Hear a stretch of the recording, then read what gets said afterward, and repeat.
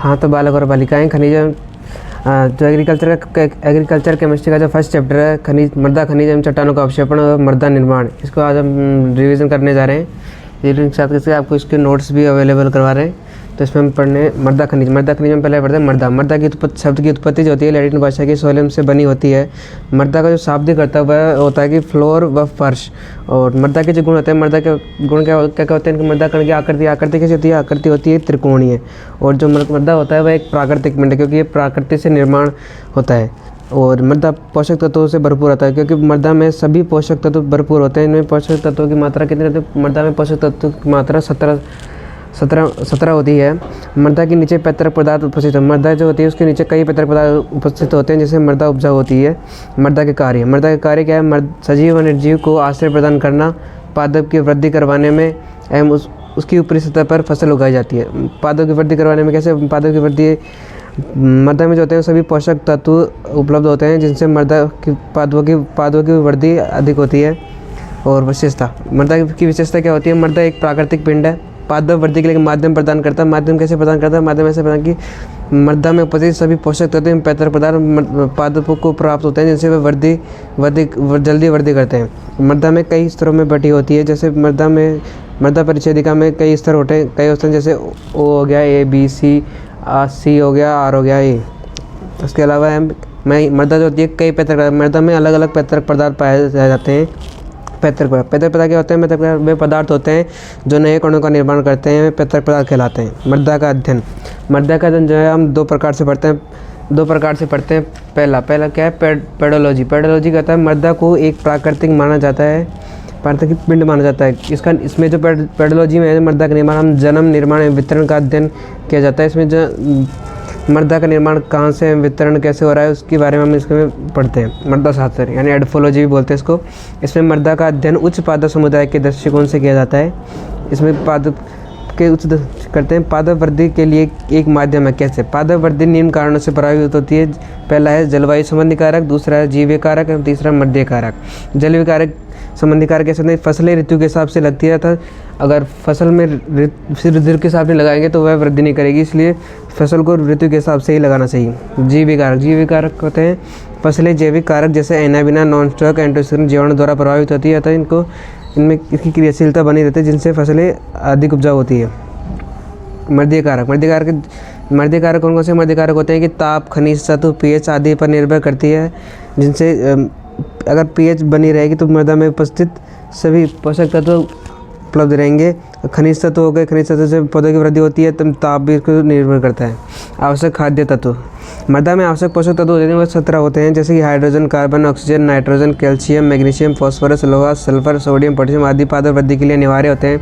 जो नाइट्रोजन वायु व मृदा दोनों में पाया जाता है। वायु व जल से CHO का निर्माण होता है। वृद्धि के लिए श्वसन आवश्यक होता है। जो जड़ीय श्वसन है उसमें O2 आवश्यक होता है, क्योंकि पौधों की जड़ें श्वसन के लिए O2 ग्रहण करती है तथा CO2 बाहर देती है, जबकि पत्तियों में श्वसन के लिए वह CO2 लेती है तथा O2 देती है। जल क्या होता है? जल जीवों तथा पादपों के लिए एक मुख्य घटक है। जल द्वारा जो है सभी पादपों की वृद्धि करवाई जाती है, सिंचाई में काम आता है। इसके अलावा और भी कई कारण हैं। जड़ों के श्वसन के लिए O2 जंतु व पादपों के लिए एक आवश्यक होती है।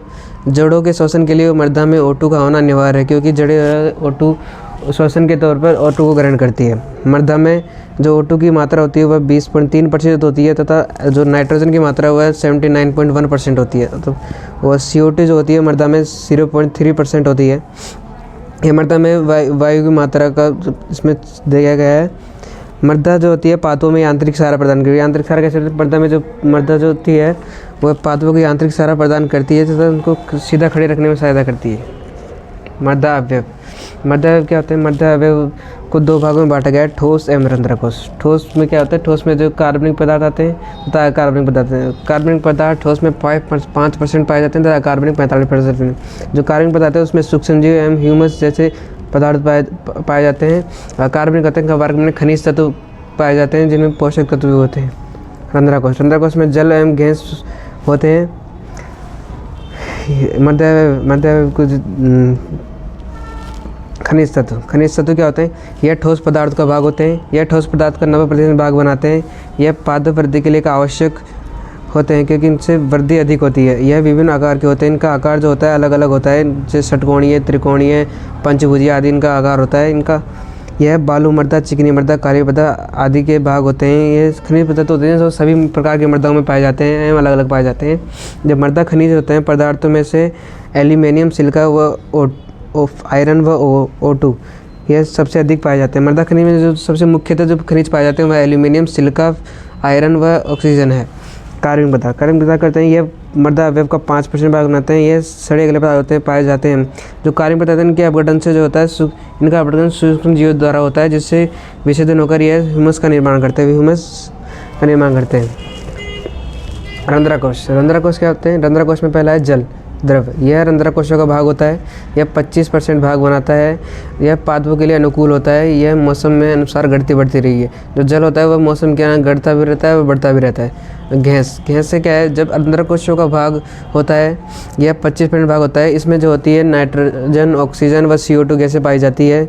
वायुमंडल में जो होती है CO2 0.03% होती है, जबकि मृदा में जो होती है CO2 0.3% होती है। मृदा में जल और वायु का अनुपात जो होता है वह 1:1 होता है, क्योंकि ये दोनों समान पाए जाते हैं।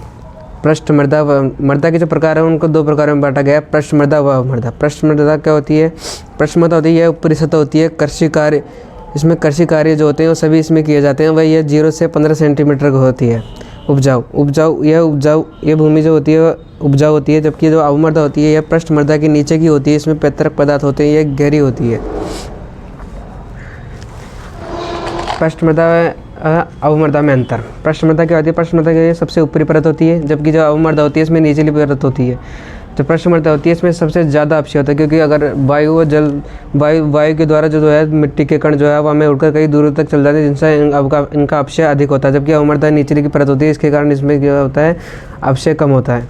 इसमें वातन अच्छा होता है। वातन क्या होता है? मृदा में कई रंध्रकोश होते हैं, जिनसे जो है O2 व खनिज, जल व वायु तथा जो होते हैं वह निक्षालन की क्रिया द्वारा नीचे जमीन के नीचे मृदा में चले जाते हैं, जिससे इनसे क्या होता है? वातन क्रिया अच्छी होती है। इसका वातन जो अवमृदा होता है इसमें वातन कम होता है। इसमें पृष्ठ मृदा होती है, इसमें कार्बनिक पदार्थ ज़्यादा होते हैं, क्योंकि इसमें ऊपर कार्बनिक पदार्थ सड़ी गली अवस्था में पाए जाते हैं, जिनसे मृदा को ऊर्जा प्राप्त होती है। इसमें जो अवमृदा इसमें कार्बनिक पदार्थ कम होते हैं। मृदा में सूक्ष्म जीव की मात्रा ज़्यादा होती है। पृष्ठ मृदा में सूक्ष्म जीव होते हैं वह अधिक पाए जाते हैं, जबकि जो अवमृदा है इसमें सूक्ष्म जीव कम होते हैं। जो पृष्ठ मृदा है वो अधिक उपजाऊ होती है, यह जो अवमृदा है कम उपजाऊ होती है। अब पृष्ठ मृदा का रंग कैसा होता है? पृष्ठ मृदा का जो रंग है वह गहरी भूरी होती है, जबकि जो अवमृदा है वह हल्का पीला होता है। धनायन क्षमता किसकी? पृष्ठ मृदा की जो धनायन विनिमय क्षमता होती है वह अधिक होती है, और अवमृदा जो होती है इनकी धनायन क्षमता कम होती है। मृदा परिचय क्या होती है? इसमें ऊर्ध्वाधर काटते हैं तथा इसमें जो कई परतें समांतर रूप से पाई जाती है। जो मृदा परिच्छेदिका है, यह सोइल प्रोफाइल है, बस को उसके ऊर्ध्वाधर को काटने पर हम देखते हैं कि उसमें कई परतें समांतर रूप से पाई जाती है, जिसमें पहली है ओ परत। ओ क्या होती है? इसको 2 बाटों में बांटा गया है। O1 इसमें जो O1 है इसको बिना सड़े गले पदार्थ पाए जाते हैं तथा इसको हम नग्न आंखों से भी देख सकते हैं। जो O2 क्या होती है? O2 परत क्या होती है? इसमें जो पादप तथा जंतु के अवशेष होते हैं वह सड़ी गली अवस्था में पाए जाते हैं तथा इनको हम अपनी नग्न आंखों से नहीं देख सकते। ए स्तर में क्या होता है? इसमें खनिज भाग पाए जाते हैं। इसमें जो खनिज तत्व होते हैं वो सभी इसमें ए स्तर में पाए जाते हैं। A1 इसमें क्या कार्बनिक पदार्थ पाए जाते हैं, जिनका विच्छेदन करके ह्यूमस का निर्माण होता है। A2 क्या है? इसमें एल्यूमिनियम, सिलिका व आयरन के ऑक्साइड पाया जाता है तथा इसमें जो A2 होती है उसमें जो निक्षालन की क्रिया जो होती है वह भी A2 स्तर में होती है। A3 यह परिवर्तनशील परत है। A3 ये जो होती है वो परिवर्तनशील परत है। परिवर्तनशील का मतलब है परिवर्तित होती रहती है।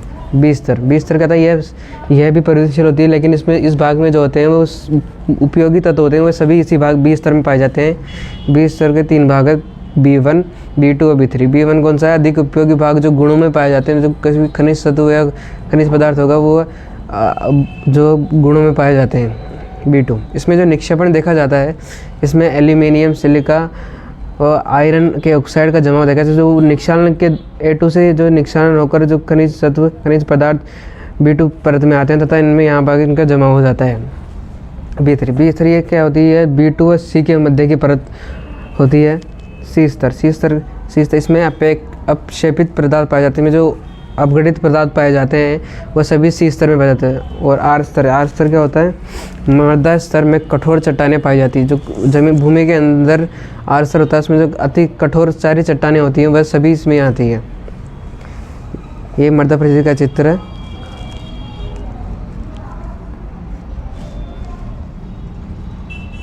दिखा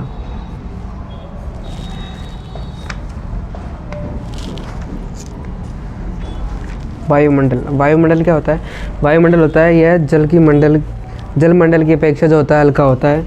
यह समुद्र सतह पर अपना जो दाब रखता है वह 14.6 पाउंड होता है। वायुमंडल में गैसों का निर्माण किया जाता है।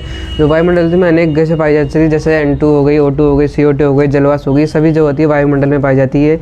इसके अलावा जो निष्क्रिय गैसें होती है, जिनको अपन अक्रिय गैसें भी बोलते हैं, ये सभी ये भी वायुमंडल में पाई जाती है। जैसे हो गई helium, neon, argon, krypton, xenon. और इसके अलावा जो वायु उनका संगठन क्या होता है, संगठन में वायुमंडल में N2 की मात्रा जो होती है वह 79.1% होती है। और CO2 की मात्रा जो होती है 0.03% होती है। और जो O2 होती है उसकी जो मात्रा होती है वह 0.2% होती है। और जो अन्य गैसें होती है उनकी मात्रा कितनी होती है, 1.73% होती है। जबकि जो वाष्प होती है उसकी मात्रा 0.17 होती है। अब क्या था, जलमंडल कहता है यह थलमंडल के ऊपर की परत के रूप में पाया जाता है। जो थलमंडल होती है उसकी जो पूरी परत में होता है वो जलमंडल पाया जाता है। इसको जो समुद्र के नाम से जाना जाता है। पृथ्वी का केवल 6.9% भाग जो होता है वो जलमंडल से होता है। लेकिन ये जो होता है अपनी सतह से 15 गुना अधिक आयतन में पाया जाता है। आयतन में अधिक कैसे होता है, क्योंकि ये अधिक गहरा होने के कारण इसमें जो होता है इसका आयतन अधिक होता है। थलमंडल क्या होता है, गैस व जो जलीय आवरण से जो आंतरिक ठोस भाग बनते हैं वह थलमंडल कहलाते हैं। ये जो होते हैं ठोस होते हैं एवं गैसीय व जलीय आवरण से बनते हैं। यह भूमि का जो 93.2% भाग होता है वह थलमंडल द्वारा बनाया जाता है। थलमंडल होता है यह 2 परतों में बटा होता है। एक तो होती है ऊपरी परत एवं निचली परत, यानी पृष्ठ मृदा एवं अवमृदा। जो पृष्ठ मृदा एवं ऊपरी परत होती है वह ठंडी होती है, जबकि जो निचली मृदा होती है वह गर्म होती है, क्योंकि इसमें कार्बनिक पदार्थ, ह्यूमस वगैरह सड़ी गली अवस्था में पाए जाते हैं, जिसको गर्म रखते हैं। भूपट्टी का भाग क्या होता है, यह थलमंडल की ऊपर की परत होती है। इस भाग में जो होते हैं खनिज पदार्थ जो पाए जाते हैं वह सभी भूपट्टी का भाग में पाए जाते हैं। इसमें जो मुख्यतः जो पाए जाते हैं वह एल्यूमिनियम व सिलिकेट होता है। चट्टानें क्या होती है, चट्टानें जो होती है जब ज्वालामुखी फटता है तो उनसे लावा निकलता है, जिनसे लावा जो ठंडा होता है तो वह चट्टानों का निर्माण करता है। तो इसकी परिभाषा क्या है, 2 या 2 से अधिक पदार्थ जब एक ठोस पिंड का निर्माण करते हैं तो उसे चट्टानें कहते हैं। ठोस पिंड क्या होता है, ये ठोस पिंड लावा का जमने से जो ठोस पिंड बनते हैं उनको चट्टानें कहा गया है। चट्टानें भौतिक तथा रासायनिक गुणों पर निर्भर करती है। तथा चट्टानें होती हैं इनके रासायनिक व भौतिक गुण अलग अलग होते हैं। जैसे कुछ चट्टानें अलग अलग खनिज मिश्रण से मिली बनी है, तो कुछ सिर्फ केवल एक ही खनिज से मिलकर बनी है। जैसे लाइमस्टोन की चट्टानें जो होती है वह एक ही पिंड से मिलकर बनी होती है। यह केवल कैल्साइड जो खनिज होता है यह लाइमस्टोन की चट्टानें सिर्फ इसी से मिलकर बनी होती है। जबकि जो ग्रेफाइट होता है, नोट लगा कर देखिएगा, ग्रेफाइट खनिजों के मिश्रण से मिलकर बनी होती है, क्योंकि इसमें अलग अलग मिश्रण होता है। इसका मिश्रण क्या होता है, इसमें फाल्सफोर, क्वार्ट्ज, आर्थोफ्लेज एवं माइका के मिश्रण से मिलकर बनी होती है। चट्टानों की विशेषता क्या है, जो इनका रंग होता है अलग अलग होता है। हल्का इनका रंग काला हो सकता है, भूरा, हरा, अलग अलग कलर का हो सकते हैं। जिनका घनत्व अधिक होता है, इनका घनत्व अधिक कैसे होता है, क्योंकि ये ठोस होते हैं जिससे इनका घनत्व क्या है, अधिक होता है। ये टूटने का गुण पाया जाता है। इनमें क्या है, चट्टानें अपक्षय वायु द्वारा, जल द्वारा एवं बर्फ आदि के द्वारा भी इनको अपक्षय होती है, जिनसे इसमें टूटने का गुण पाया जाता है। चट्टानों का वर्ग, जो चट्टानें हैं इनको 3 वर्गों में बांटा गया है। आग्नेय चट्टानें, अवसादी चट्टानें एवं रूपांतर। आग्नेय चट्टानें क्या होती है, जब चट्टानों को ताप लावा के कारण पृथ्वी के अंदर व बाहर बनती हैं, यानी कि वह चट्टानें जो ताप लावा के कारण पृथ्वी के बाहर या अंदर बनती है, आग्नेय चट्टानें कहलाती है। यह चट्टानें जो होती है सबसे पुरानी होती है। सभी चट्टानें इन्हीं से बनी होती है। सभी चट्टानें होती है, जैसे अवसादी हो गई, रूपांतरित हो गई, ग्रेफाइट हो गई, ये सभी चट्टानें आग्नेय चट्टानें से मिलकर बनी होती है। ये जो होती है सबसे कठोर अगर कोई मानी जाती है तो आग्नेय चट्टानें को माना जाता है। आग्नेय चट्टानें जो होती है सबसे प्राचीन या सबसे पुरानी चट्टानें हैं, इनको प्राथमिक चट्टानों के नाम से भी जाना जाता है। जो थलमंडल होता है उसका 95% जो भाग होता है वह आग्नेय चट्टानें ही बनाती है। इनमें जो खनिज लवण खनिज लवण भी पाए जाते हैं। आग्नेय चट्टानें जो होते हैं वह इनके प्रकार उत्पत्ति, अब पहले हम देखेंगे उत्पत्ति के आधार पर। कितने प्रकार की होती है? उत्पत्ति के आधार पर जो आंतरिक चट्टानें होते हैं वो 2 प्रकार की होती है। पहली होती है आंतरिक, दूसरी होती है बाह्य चट्टानें। आंतरिक चट्टानें क्या होती है? आंतरिक चट्टानें की जब ज्वालामुखी द्वारा जो लावा छोड़ा जाता है, जब वो ठंडा होकर चट्टानों का रूप लेते हैं, मतलब ये लावा जो होते हैं वो मृदा के भूमि के जो अंदर ही ठंडा होकर चट्टानों का निर्माण कर लेता है। जैसे इसका उदाहरण क्या होगा? ग्रेनाइट, क्वार्ट्ज, डायराइट, सीनाइट, ये सभी इसके क्या है? उदाहरण है। बाह्य चट्टानें क्या होती है? जब ज्वालामुखी का ज्वाला धरती से बाहर आ जाता है तो इसमें बाह्य चट्टानें कहते हैं। मतलब जब ज्वालामुखी जब फटता है तो उसमें से जब उसका ज्वाला भूमि से बाहर आ जाता है तो तब वहाँ वह ठंडा होकर कठोर पिंड का निर्माण करता है, जिसे बाह्य चट्टानें कहते हैं। इनके जो उदाहरण क्या है? बेसाल्ट व रायोराइट। आप देखेंगे रासायनिक संगठन के आधार पर। रासायनिक संगठन के आधार पर कैसे? जो अम्लीय चट्टानें होती है इनमें सिलिका की मात्रा कितनी होती है? इनमें सिलिका की मात्रा 65 से 85% होती है, तथा इनके उदाहरण क्या है? ग्रेनाइट व सैंडस्टोन। माध्यमिक चट्टानें क्या होती है? माध्यमिक चट्टानें होती है कि इनमें सिलिका की मात्रा 55 से 65 होती है, तथा इनके उदाहरण क्या है? एंडीसाइट, डायराइट हो गया, सियानाइट हो गया, ये सभी क्या होती है? माध्यमिक चट्टानें होती हैं। बाष्मिक चट्टानें जो होती है इसमें सिलिका की मात्रा कितनी होती है? 45 से 55। और इसके जो उदाहरण है वह क्या हो गए? बेसाल्ट एवं लाइमस्टोन। आग्नेय चट्टानें की आप विशेषता देखते हैं। विशेषता क्या हो सकती है? परतों में पाया जाता है, इसमें कणों का अभाव होता है, क्रिस्टलीय होता है। यह चट्टानें अति कठोर होती हैं और जो होती है इनमें अलग अलग परतें पाई जाती है। और ये क्या हो गई? इनकी आग्नेय चट्टानें की विशेषताएं हो गई। अब कुछ मुख्य आग्नेय चट्टानें कौन सी है? ग्रेनाइट क्या होते हैं? ये ग्रेनाइट जो होती है सब कठोर चट्टानों में आती है, तो ये कठोर होती है। इसका रंग कैसा होगा? इसका रंग हल्का रंग का होता है और ये चमकदार होती है, ये जो दानेदार होती है। इसकी प्रकृति कैसी थी? ग्रेनाइट की जो प्रकृति है अम्लीय प्रकृति की होती है। यह निम्न चट्टानों से मिलकर बनी थी।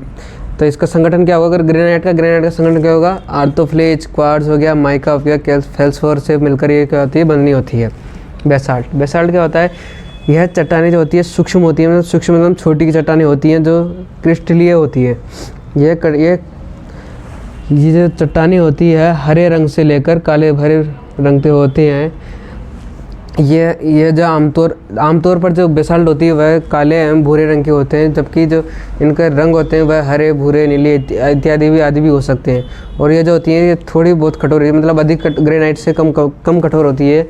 और जो इनकी प्रकृति वह क्षारीय प्रकृति की होती है। क्षारीय प्रकृति कैसे? इनका जो pH का होता है वह 7.1 से 14 तक होता है। और जो ग्रेनाइट की चट्टानें उनका जो अम्लीय प्रकृति है तो इनका pH कितना होगा? इनका pH होगा 0 से 6.9। और जो अवसादी चट्टानें क्या होती है? ये परतों में पाई जाती है। जो अवसादी चट्टानें वो एक स्थान से दूसरे स्थान पर स्थानांतरित हो जाती है, तथा इसलिए इनकी परतों में पाई जाती है। जब जल व वायु द्वारा इनका निर्माण होता है, उदाहरण क्या है? सैंडस्टोन, डोलोमाइट हो गया, चूना पत्थर हो गया। अवसादी चट्टानें क्या होती है? अवसादी चट्टानें वह होती है, यह जो होती है परतदार होती है, मतलब इनकी चट्टानें होती है परतों में पाई जाती है। यह सूक्ष्म जीव व पादपों के लिए अवशेष से प्राप्त होते हैं। ये जो सूक्ष्म जीव होते हैं एवं जो पादपों के अवशेष होते हैं वह सड़ गलकर इन चट्टानों का निर्माण करते हैं। इसकी जो ऊपरी परत होती है वह पतली और निचली परत मोटी होती है।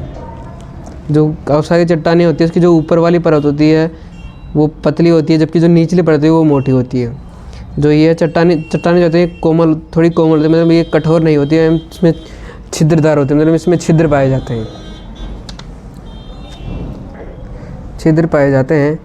और इसके अलावा मुख्य अवसादी चट्टानें कौन सी हैं? चूना पत्थर हो गया, बालू पत्थर हो गया, ये सभी क्या है? ये सभी अवसादी चट्टानें हैं। चूना पत्थर क्या होता है? ये एक महत्वपूर्ण परत है चट्टान है। ये जो घोंगा, सीप, मूंगा से मिलकर बनी होती है। चूना पत्थर किससे मिलकर बनी होती है? जो चूना पत्थर है यह घोंगा से, सीप, मूंगा से मिलकर बनी होती है। ये जो सीप, घोंगा ये आदि में समुद्र में अधिक देखने को मिलते हैं। और यह जो चट्टान चूना पत्थर होता है इसका रंग कैसा होता है? इसका रंग होता है सफ़ेद। और इसमें जो होती है कैल्शियम कार्बोनेट की मात्रा जो होती है वह 45 से 98% तक पाई जाती है, तथा यह जो होती है नमक के साथ क्रिया करके CO2 बना लेती है। CO2 कैसे बनाती है?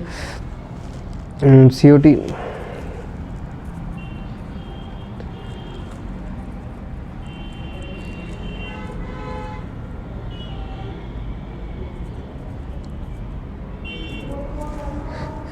CO2 बनाती है। बालू पत्थर, बालू पत्थर क्या होता है?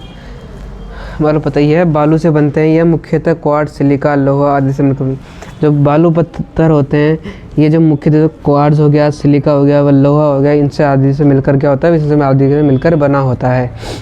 अब काली, इनका जो कलर, अब कलर कैसा होगा? इनका गुलाबी हो सकता है, काली हो सकती है, भूरी हो सकती है, इत्यादि जो इनके कलर हो सकते हैं। और इनकी जो मोटाई होती है वह सेंटीमीटर से लेकर मीटर तक, मतलब ये मोटी भी हो सकती है, पतली भी हो सकती है।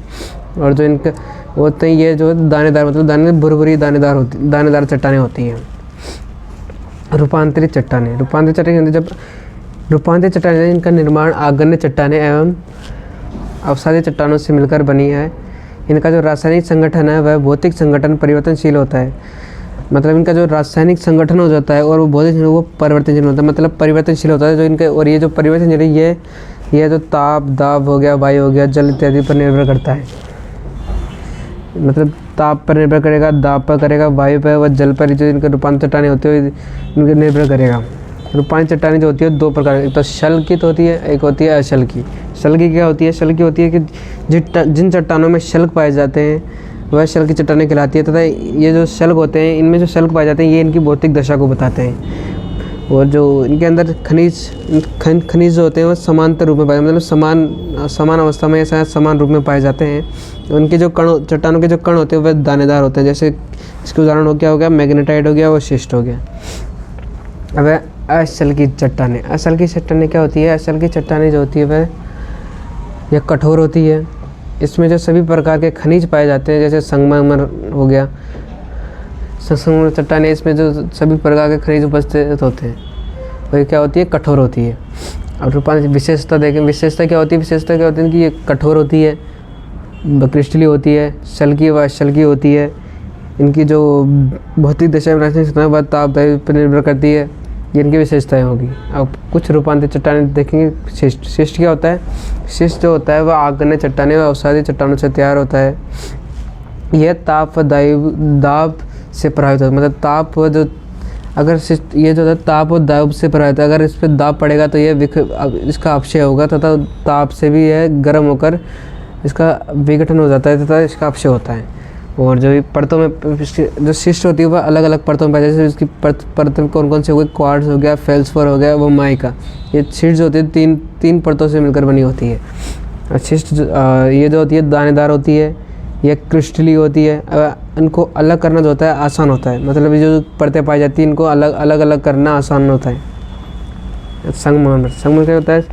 संगमरमर का जो निर्माण होता है वह चूना पत्थर से होता है। इसमें जो CO3 की मात्रा पाई जाती है वह CO3 क्या होता है? कैल्साइड या कैल्शियम कार्बोनेट भी बोल सकते हैं। यह चूने के कारण सफ़ेद होती है। इसमें चूना पत्थर पाया जाता है, इसके कारण जो होती है इसका संगमरमर का निर्माण रंग कैसा होता है? सफ़ेद होता है।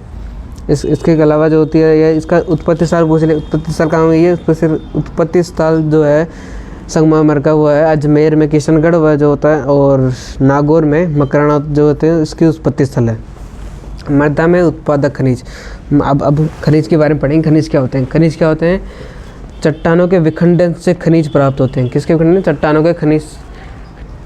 चट्टानों से विखंडन से खनिज प्राप्त होते हैं। अर्थात जो खनिज होते हैं वह अकार्बनिक होते हैं, और ये जो होते हैं मृदा अवयव का 45% भाग होते हैं, या फिर 45% भाग होते हैं मृदा अवयव का।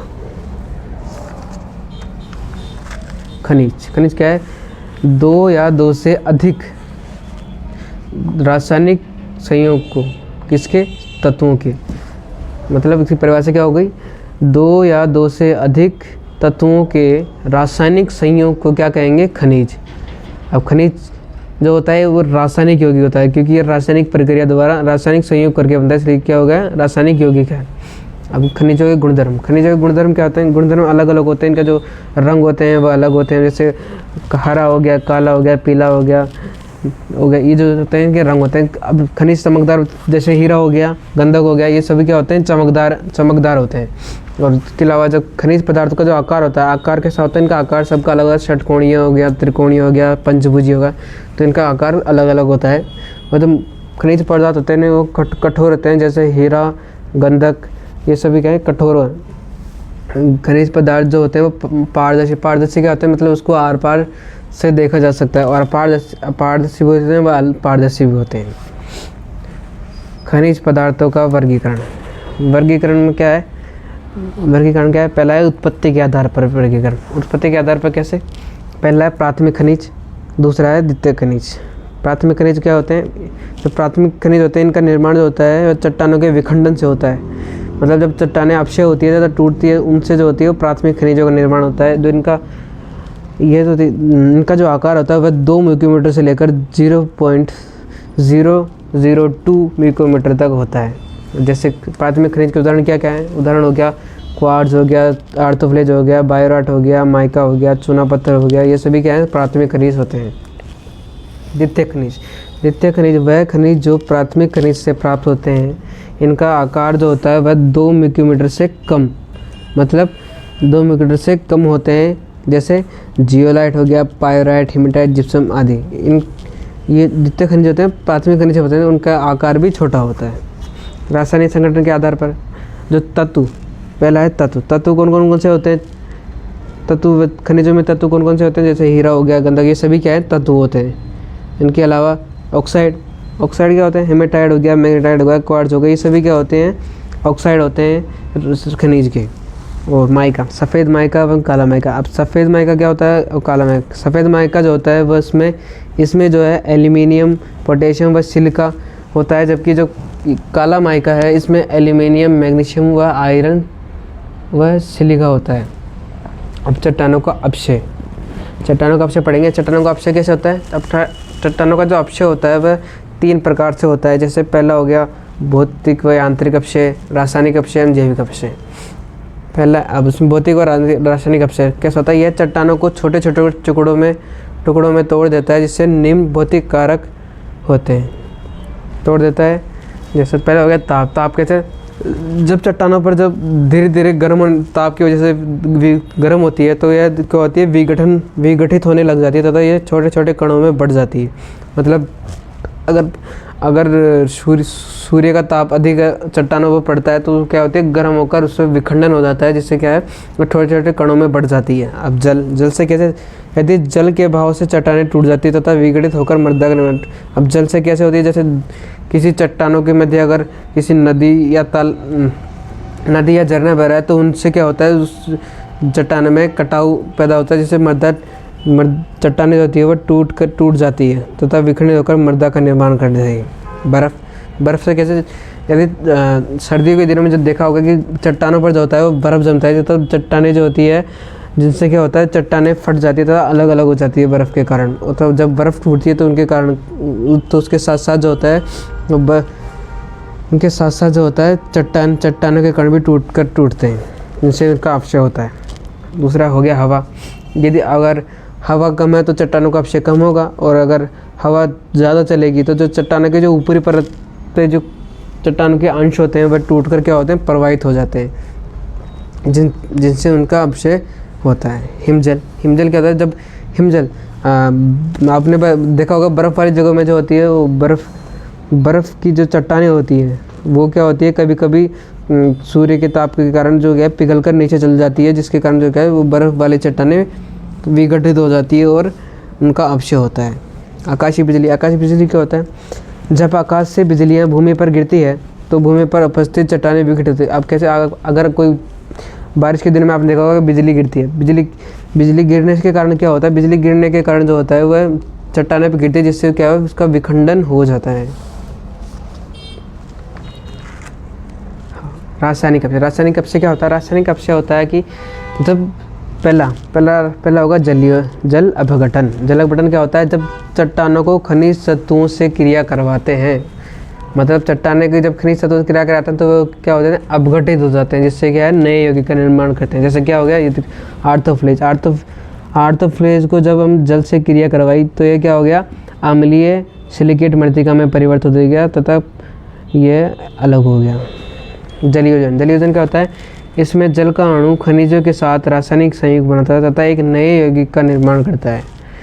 अब इसमें क्या है, जलयोजन क्या है, जल का अणु व खनिज पदार्थ के साथ संयोग होगा, मतलब जुड़कर उनसे एक नए यौगिक का निर्माण करता है। जैसे क्या हो गया, Fe2 plus Fe2O3 plus H2, और इनसे क्या होगा, पीला हेमाटाइड बनता है। मतलब ये क्या हो गया, ये लाल हेमाटाइड है और ये क्या है, पीला हेमाटाइड। अब जैसे ही कैल्शियम सल्फेट है, कैल्शियम सल्फेट को जब जल के साथ मिलाया जाता है तो क्या होता है, जिप्सम का निर्माण होता है। विलयन, जो जल होता है वो अच्छा विलायक, अच्छा क्योंकि यह हर किसी के साथ घुलने की क्षमता रखता है, जिससे यह अच्छा विलायक है। जो कार्बनिक व अकार्बनिक यौगिकों के साथ संयोग करता है तथा ये नया विलयन बनाता है। कैसे विलयन, जल जो होता है वह कार्बनिक व अकार्बनिक यौगिक सभी के साथ अपने विलयन बनाता है, जिससे नए विलयनों का निर्माण होता है। जैसे NaCl हो गया, उस NaCl को जब H2 के साथ मिलाया जाता है तो यह इनके साथ आसानी से संयोग कर जाता है। ऑक्सीकरण, ऑक्सीकरण क्या होता है, जब चट्टाने के खनिज होती हैं वह जो खनिजों से जो O2 निकलती है, चट्टानों के खनिजों का जब ऑक्सीजन का संयोग होता है, मतलब जो खनिज होते हैं उसका जब उसमें जब ऑक्सीजन का संयोग होता है तो उनका जो ऑक्सीकरण होता है वो हो जाता है, जिनसे भी चट्टानों का अपक्षय होता है। जिससे क्या हो गया, FeO प्लस O2, तो इसमें क्या होगा, लाल हेमाटाइड का निर्माण होगा। अपचयन क्या होता है, जब चट्टानों के खनिज से, मतलब जिसमें इसमें संयोग हो रहा है, इसमें क्या हो रहा है, निष्कासन हो रहा है, और किसका, O2 का। जब चट्टानों के खनिजों से जो O2 निष्कासित होती है तो इस क्रिया को क्या कहते हैं, अपचयन। अपचयन तथा कार्बनीकरण, कार्बन क्या होता है, जब कार्बन डाइऑक्साइड का क्षार के साथ जुड़ना कार्बनीकरण कहलाता है। तो मतलब क्या हो गया, कार्बन डाइऑक्साइड CO2 जब क्षार के साथ मिलाते हैं तो H2CO3 यानी कार्बनिक अम्ल का निर्माण होता है। अब क्या है, जैविक अपक्षय, जैविक अपक्षय पूछ ले, जैविक अपक्षय क्या क्या होता है, मानव द्वारा होता है, सूक्ष्म जीवों द्वारा होता है, जंतुओं द्वारा होता है, पौधों के प्रभाव से होता है। तो जैविक कारक जो होता है, अगर चट्टानों का सबसे अधिक अपक्षय पूछ ले आपसे, क्या पूछ ले, अधिक अपक्षय किसके द्वारा था, तो वो है जैविक अपक्षय। जैविक अपक्षय द्वारा होता है, चट्टानों का अधिक अपक्षय होता है। क्या कहते, जानवर मानव, जो मानव होता है अपनी इच्छाओं को पूरी करने के लिए रेल मार्ग हो गया, भवन हो गया, इमारतें हो गई, सड़कें बनाने के लिए चट्टानों का अपक्षय करता है। अब कैसे मानव जो होता है अपनी आवश्यकताओं को पूरा करने के लिए चट्टानों को कटवा देते हैं, जिन सड़क मार्ग, रेल मार्ग, इमारतें आदि के लिए चट्टानों को अधिक कटवा देते हैं, जिनसे क्या है, इनका ह्रास अपघटय या अपक्षय जो होता है वो अधिक होता है। अब सूक्ष्म जीव क्या कहते हैं, सूक्ष्म जीव होते हैं चट्टानों को जैसे बैक्टीरिया हो गया, फंगस हो गया, ये क्या है, चट्टानों में लग जाते हैं तथा ये जो होते हैं उनको खाते रहते हैं, जिनसे इनको भोजन के रूप में, मतलब ये जो होते हैं भोजन के रूप में चट्टानों को ग्रहण करते हैं, जिनसे चट्टानों में छिद्र हो जाते हैं तथा चट्टानें कमज़ोर पड़कर टूटने लग जाती है, जिससे क्या होता है, चट्टानों का अपक्षय होता है। पौधे के प्रभाव से कैसे, जब चट्टानों पे पेड़ पौधों की जड़ें वृद्धि करती है तो क्या है, वह जड़ें क्या होती हैं, जड़ों के अधिक फैलाव के कारण जो होता है चट्टानें फट जाती है, जिनसे क्या होता है, चट्टानों के अपक्षय होता है। अब चट्टानों को प्रभावित करने वाले कारक कौन से हैं, जलवायु कारक हो गया, भौतिक कारक हो गया, रासायनिक कारक हो गया, इन सभी से जो होता है ये चट्टानों का अपक्षय प्रभावित होता है। मृदा निर्माण, अब जो मृदा निर्माण की जो क्रिया होती है वह उसको क्या कहते हैं, पैडोजेनिक। और मृदा निर्माण की जो क्रिया होती है उसको पैडोजेनिक कहते हैं। और जो मृदा विज्ञान का जनक किसे कहा गया है, मृदा विज्ञान का जनक है वो है वीवी डोकुचेव। अब मृदा की प्रक्रिया देखेंगे, प्रक्रिया में पहला है कि ह्यूमिफिकेशन, जब मृदा में उपस्थित कार्बनिक कौन कौन से होते हैं, जैसे जंतुओं के अवशेष हो गए, फसलों के अवशेष हो गए, पेड़ पौधे की पत्तियां, टहनियाँ जो हो गई, ये सभी क्या है, कार्बनिक पदार्थ हैं। जब इनका विच्छेदन होकर जो कार्बनिक पदार्थों का निर्माण करते हैं तो इस क्रिया को क्या करते हैं, ह्यूमिफिकेशन कहते हैं। अब हमें फिर से प्रभावित करना, हमें किससे प्रभावित होता है? ताप से होता है, पीएच से होता है, और पदार्थ की प्रकृति से होता है, एवं नमी से होता है। अगर भूमि में मृदा में नमी नहीं होगी तो क्या होगा? उसमें जीवाणु की क्रियाशीलता कम होगी तथा कार्बनिक पदार्थों का विच्छेदन नहीं हो पाएगा। अब क्या है? निक्षालन। निक्षालन क्या होता है? मृदा में रंध्रकोश द्वारा जल तथा खनिजों का मृदा के निचले स्तर पर जाना निक्षालन कहता है। मतलब क्या होगी? ये मृदा है, मृदा में जो होता है रंध्रकोश होते हैं, इनके द्वारा जो O2 व खनिज H2O व जो खनिज होते हैं वो मृदा के निचले स्तर में चले जाते हैं, जिस तथा वहाँ जाकर जमाव कर लेते हैं। अब इस जाने की जो क्रिया होती है इसको निक्षालन कहते हैं। और जो निक्षेपण होता है, निक्षेपण क्या होता है? जो खनिज जो होता है नीचे जाकर जम जाते हैं तथा इसको जमाव कहते हैं, उसको निक्षेपण कहते हैं। निक्षालन की क्रिया होती है वह A स्तर से B स्तर की ओर होती है। मतलब A स्तर कौन सा? A स्तर में कौन सा? A स्तर में पूछ रहे तो A2 से, और B में कौन सा? B2। B2 में तो जमाव होता है निक्षेपण होता है, और A2 में निक्षालन होता है। और SiO2 का स्राव होता है। मतलब सिलिका ऑक्साइड का जो होता है वो इसमें निक्षालन के दौरान स्राव होता है। निक्षेपण क्या होता है? B स्तर में जो अभी जो पदार्थ ऊपर से आए हैं वो उनका जो जमाव होता है उसको क्या कहते हैं? निक्षेपण। उसको क्या कहते हैं? उसको निक्षेपण कहते हैं। अब क्या है? पेडोजलीकरण क्या होता है? मृदा की ऊपरी सतह होती है, उसमें जो ह्यूमस व कार्बनिक पदार्थ होते हैं वह निचले स्थानों पर चले जाते हैं। अब निचले स्थानों पर कैसे? जैसे जल भराव हो गया, जल क्रांति। अब जल के कारण अगर मृदा में अधिक जल भर जाता है, जिसके कारण क्या होते हैं? जो ह्यूमस व कार्बनिक पदार्थ होते हैं मृदा के, वह सभी क्या होते हैं? मृदा के निचले स्तरों में चले जाते हैं। इस क्रिया को क्या कहते हैं? पेडोजलीकरण कहते हैं। और ये जो होती है ठंडे व नम प्रदेशों में अधिक देखी जाती है, जिसके कारण क्या होता है? मृदा अगर ये सारे जो होते हैं मृदा होते हैं ये निचले स्तर में चले जाते हैं तो वहाँ क्या है? विघटित होकर कार्बनिक पदार्थ कोलाइडी पदार्थों का निर्माण करते हैं, जिससे क्या होता है? ये मृदा जो होती है वह अम्लीय हो जाती है। अब क्या है? लेटराइजेशन क्या होता है? लेटराइजेशन इसमें जो होता है आयरन हो गया, एल्यूमिनियम जो एल्यूमिनियम होते हैं जो ऊपरी सतह पर होते हैं वो क्या है? ये भी जो होते हैं जल के साथ जो होते हैं निचली सतह में चले जाते हैं, तथा इससे बनने वाली जो मृदा होती है वह कैसी होती है? अम्लीय होती है। अम्लीय कैसे? इसमें अभी था, इसमें कार्बनिक पदार्थ हो गए, ह्यूमस हो गए, जो ये भी क्या कर रहे थे? सड़ गल कर नीचे मृदा को अम्लीय करते हैं। ये भी उसी प्रकार होते हैं जो मृदा की निचली सतह में चले जाते हैं जैसा, तथा इनकी जो मृदा बनती है वो अम्लीय होती है। अब कैल्सीकरण क्या होता है? मृदा की जो ऊपर की सतह पर जो कैल्शियम कार्बोनेट होता है उसकी संचलन की जो क्रिया होती है, मतलब जब मृदाएँ होती है, मृदा में क्या कैल्शियम कार्बोनेट पाया जाता है ऊपर, मृदा की ऊपरी सतह में कैल्शियम कार्बोनेट पाया जाता है, उसकी जो संचलन की प्रक्रिया होती है उसको क्या कहते हैं? कैल्सीकरण। जैसे हो गया कैल्शियम प्लस हो गया H2O करेंगे तो कैल्शियम हाइड्रोक्साइड का निर्माण होगा। अब डीकैल्सीकरण अगर मृदा की सतह से कैल्शियम कार्बोनेट जो होता है निष्कासित हो जाए तो उसको क्या कहते हैं? डीकैल्सीकरण कहा जाता है। मतलब कैल्शियम कार्बोनेट का अपने स्थान से हटना।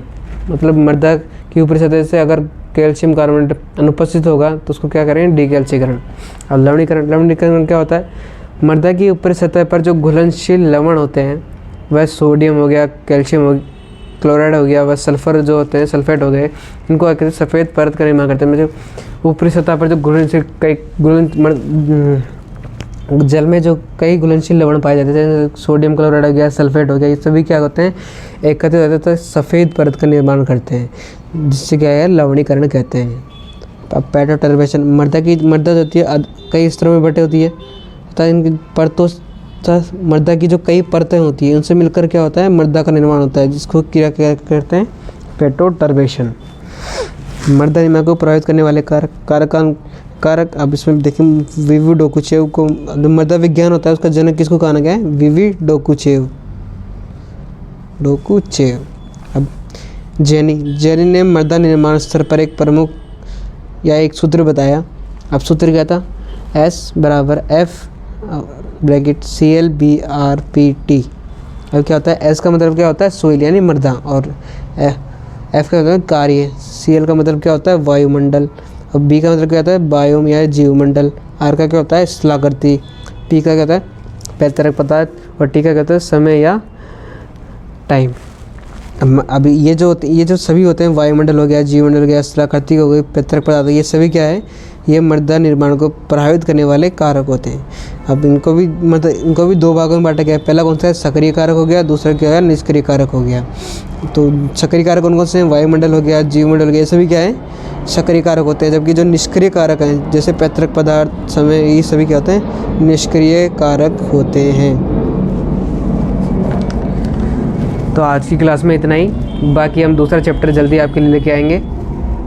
Thank you.